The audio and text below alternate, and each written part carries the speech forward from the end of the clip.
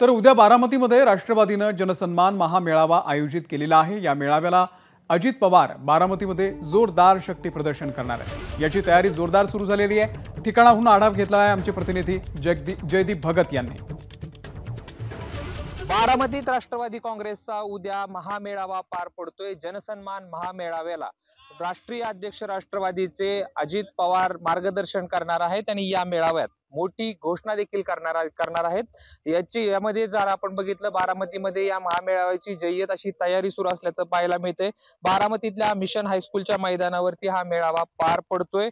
परंतु असं जरी असलं तर अजित पवार या मेळाव्यात कोणती मोठी घोषणा करणार आहेत हे मात्र अद्यापही गुलदस्त्यात असे। साधारणतः 10 ते 15 हजार पदाधिकारी या ठिकाणी येतील आणि मेळाव्याला हजेरी लावतील असं जे आहे ते पदाधिकाऱ्यांकडून सांगण्यात येते।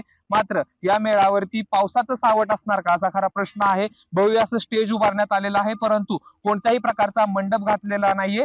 तर दुसरीकडे या ठिकाणी ज्या आहेत त्या शासनाच्या योजना जे निर्णय घेतले शासनाने त्याचे फलक देखील लावण्यात आलेले आहेत। नेमकं उद्या अजित पवार या मेळाव्यात काय बोलणार याकडे सर्वांचं लक्ष लागणार आहे। असं देखील बोललं जाते की अजित पवार या मेळाव्याच्या माध्यमातून बारामती मधूनच विधानसभा निवडणुकीचं रणशिंग फुंकणार आहेत। कॅमेरा पर्सन धीरज सह जयदीप भगत, एबीपी माझा, बारामती। नमस्कार। मन शुद्ध तुझं ही वेगळ्याच प्रकारची मालिका तुम्हा सगळ्यांना खूप आवडली होती। याचा दुसरा सीझन कधी येणार अशी विचारणा झाली। प्रतीक्षा संपली आहे मित्रांनो। येतोय मन शुद्ध तुझचा दुसरा सीझन। होई मन शुद्ध